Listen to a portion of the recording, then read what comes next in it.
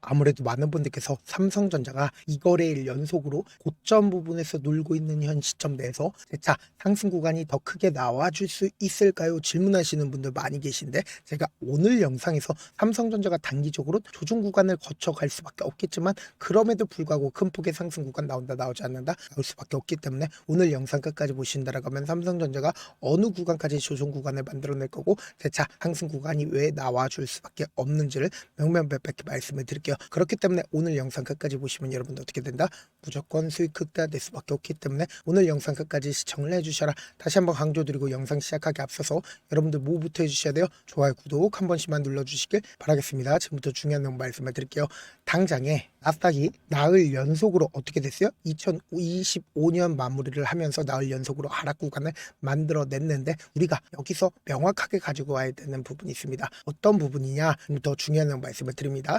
당장에 이 고점 부분 이 거래일 동안 개인들의 물량들이 엄청나게 붙어줬습니다. 근데 실질적으로 외국인들이 어떻게 했어요? 적극적으로 매도를 했다는 걸 확인해 볼 수 있죠. 그럼 우리가 여기서 명확하게 가져갈 수 있는 부분이 결국은 12월 17일과 22일, 23일, 24일 이 구간에서 외국인들이 엄청나게 적극적으로 매수를 했다는 걸 확인해 볼 수 있죠. 그럼 우리가 여기서 명확하게 가져갈 수 있는 부분이 12월 17일이라고 하면 모든 이평선들을 돌파하는 이 구간과, 그리고 사실상 신고가를 돌파를 하는 이 구간에서 외국인들이 적극적인 매수세가 실려줬고, 그리고 이 신고가를 돌파를 하는 구간에서도 외국인들이 적극적으로 매수를 했죠. 근데 사실상 이 거래일 동안 개인들의 물량들이 엄청나게 붙어줬고, 반대로 외국인들은 자신들의 물량들을 어떻게 했다? 일부분 매도했다라는 걸 확인해 볼 수 있다고. 그럼 우리가 여기서 명확하게 가져갈 수 있는 부분이 어떤 부분입니까? 결국 이 앞 구간에서도 엄청난 호재성 얘기들이 지속적으로 나와주고 있었죠. 근데 사실상 어느 시점에서 눌린 구간을 가지고 갔나요? 곰곰이 한번 생각해 본다라고 하면, 지금 더 중요한 말씀을 드리는데 좋아요, 구독 한 번씩만 눌러주시길 바라겠습니다. 지금 보신다라고 하면 11월 3일 날 1억 이상의 큰 개미 투자자가 삼성전자를 매수를 했다라는 얘기들이 나와줬죠. 그럼 이때 당시에 주가가 어떻게 됐는지를 함께 보시자. 지금 보신다라고 하면 1월 4일 날부터 주가 어떻게 됐어요? 지속적으로 하락 구간을 만들어냈다는 걸 확인해 볼 수 있죠. 그러니까 이 말의 의미가 뭐예요? 결국은 개인 투자자들이 주가를 끌어올리는 주체일까요? 이 종목을 실질적으로 핸들링하고 있는 주체들은 누구다? 바로 외국인들이라고. 지금 보세요. 실질적으로 외국인들이 얼마만큼의 보유 비중을 가지고 있어요? 52%를 가지고 있다는 걸 확인해 볼 수 있죠. 그럼 이 외국인들은 이 아래 구간에서 재차 매수했을까요? 매수하지 않았을까요? 개인들에게 심리적으로 어떻게든 위축시킴으로써 급락 구간이 나와주지 않을까라고 고민과 걱정, 그리고 무서움을 끼칠 수밖에 없다고요. 그럼 이 구간에서 외국인들은 어떻게 했다? 적극적으로 매수를 할 수밖에 없다는 거예요. 왜 그래요? 결국 이 아래 구간에서부터 적극적으로 매수를 했다고. 그래서 실질적으로 보세요. 너무나도 노골적으로 이런 기사들이 또다시 떠주지 않았다. 12월 30날 개미가 올렸다라는 얘기가 나와주기 시작을 했죠. 그럼 이 말의 의미가 뭐예요? 결국은 주가 상승 구간을 이끌고 있는 주체들은 누구다? 바로 외국인들에 의해서 주가 상승 구간을 만들었는데, 이 구간에서 사실상 개인들의 물량들 엄청나게 붙어주지 않았다? 붙어줬다고. 그러면서 우리가 포지션상으로도 보신다 하더라도 풋 옵션으로 외국인들이 어떻게 잡고 있습니까? 풋 옵션을 엄청나게 잡고 있다는 걸 확인해 볼 수 있죠. 동시에 콜 옵션을 기준점으로 신고가를 돌파를 하는 구간에서 외국인들의 적극적인 콜 옵션이 붙어줬지만, 그럼에도 불구하고 뭐예요? 너무나도 노골적으로 매도세가 나와줬다는 걸 확인해 볼 수 있죠. 그럼 이 말의 의미가 뭐냐? 지금 더 중요한 말씀을 드립니다.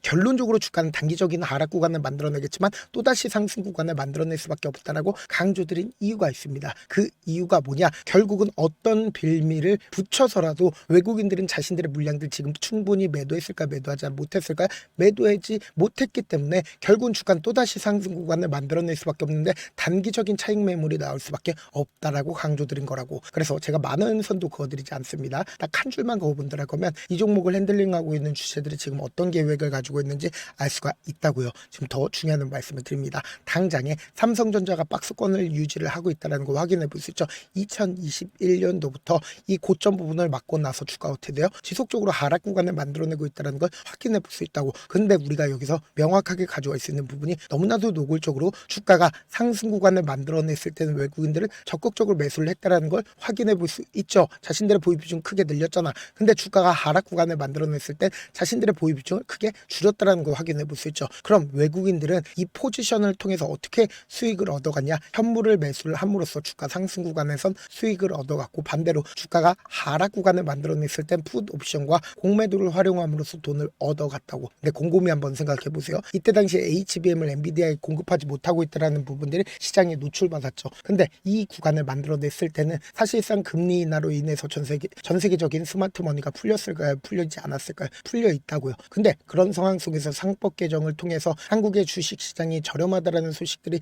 지속적으로 나와줬죠. 그럼 이 말의 의미가 뭐예요? 결국은 엄청난 돈이 이미 이 아래 구간에서부터 어떻게 됐다? 들어가 있다고. 그렇기 때문에 주가가 큰 폭의 상승 구간을 만들어냈는데, 이 상승 구간을 만들어냈을 때 이 윗구간에 있는 개인들의 물량들 전부 다 흡수했다, 흡수하지 않았다? 전부 다 흡수하면서 주가를 상승 구간을 만들어냈는데, 우리가 여기서 명확하게 가져갈 수 있는 부분이 결국은 지금의 구간에서 사실상 외국인들이 얼마만큼 매수했는지 함께 보시자. 지금 보신다라고 하면 JP모건과 골드만삭스, 메릴린치 4조 원 넘게 매수했다라는 거 확인해 볼 수 있죠. 골드만삭스 3조 원 넘게 매수했고, 메릴린치도 3조 원 넘게 매수를 했습니다. 그런데 보세요. 너무나도 노골적으로 개인들의 물량들 전부 다 흡수했다라는 거 확인해 볼 수 있죠. 그럼 이 말의 의미가 뭐냐? 결국은 지금의 구간에서 자신들의 물량들 활용함으로써 주가를 약간의 하락 구간을 만들어낸다라고 하면, 이 하락 구간에서 사실상 개인들의 물량들 어떻게 될까요? 손절 물량들 무조건 나올 수밖에 없다고. 그럼 그 손절 물량들을 이 외국계 창구에서 어떻게 된다? 다 받아낸다고.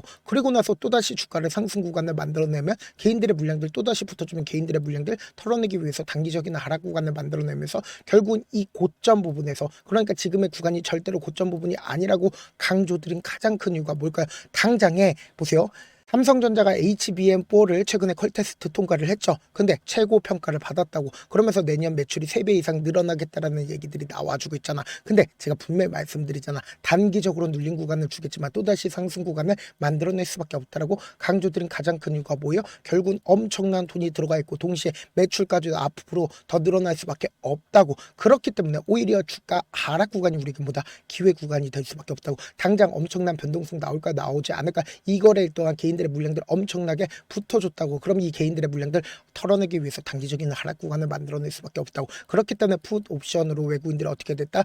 포지션을 전환을 했다고. 그래서 지금 너무나도 변동성 심하게 나와줄 수밖에 없는 구간이기 때문에 제가 조금 귀찮더라도 제 개인 휴대폰 번호를 남겨놓을 테니까 이 번호로 간단하게 3전이라고 문자 한 통 남겨놓으신 분들 한정해서만 여러분들이 얼마에 매수를 해야 되는지, 그리고 얼마에 매도를 해야 되는지, 매수 타점과 매도 타점 동시에 소통방 입장까지도 도움을 드리는데, 지금 방도 어느 정도 입장 인원수가 차게 된다라고 하면 더 이상 입장 받지 않고 있으니까 여러분들 지금 들어오실 수 있을 때 어떻게 하자? 무조건 들어오셔야 된다. 여러분들한테 손해 있어 없어요? 손해 단 1도 없다. 잘하는 사람 함께 매수하고 함께 최고점 부분에서 매도하자고. 그리고 막말로 제가 못한다 싶으시면 그냥 나가시면 되잖아.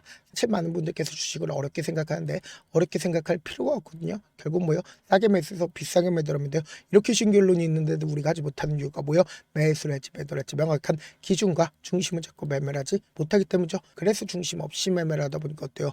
올라간다고 매수해놓고 3% 약속일 때 매도고, 아니면 사놓고 계속 떨어지면 그냥 두시잖아. 그리고는 주변 명확한 근거와 기획 없이 매매를 하기 때문이라고. 제가 왜 이렇게 잘 알고 있냐? 저 역시 그랬습니다. 저 역시 과다하게 매매를 하다 보니까 신용 미수가 없으면 절대로 매매를 하지 않았는데, 다들 아시겠지만 미수를 사용한다라고 하면 이 거래를 해서 3거래일 안에 승부를 내야 된다고. 사실상 절대로 이길 수가 없어요.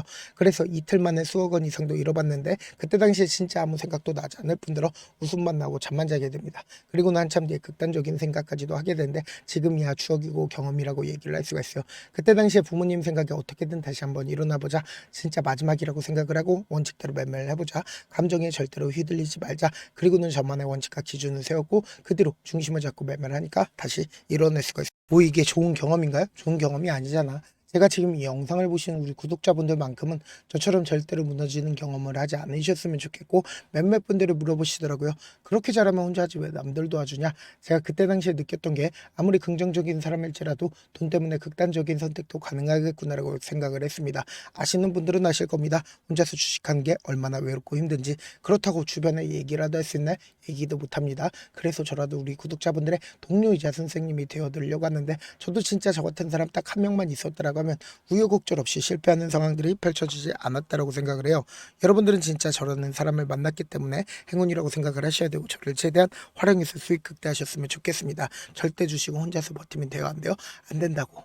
제가 방송상에서 말씀드린 타점도 그냥 드리는 게 아니라 4시간이고 5시간이고 분석을 한 다음에 또 영상을 만드는데 몇 시간 걸려서 어렵게 공유해드리고 있으니까 지금 당장 변동성 심하다 심하지 않다 심하게 나와줄 수밖에 없기 때문에 제가 말씀드린 타점 확인하고 어떻게 하자? 안정적으로 대응하시자.